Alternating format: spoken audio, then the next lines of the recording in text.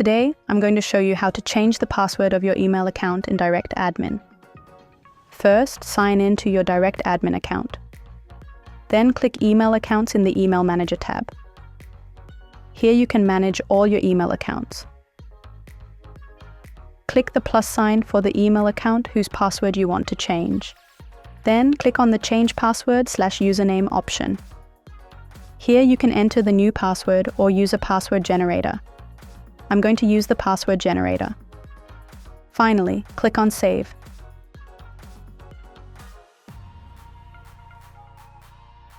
Don't forget to save the new password. And that's it. We have successfully changed the password of our email account. If you found this tutorial helpful, hit the like and subscribe buttons for more.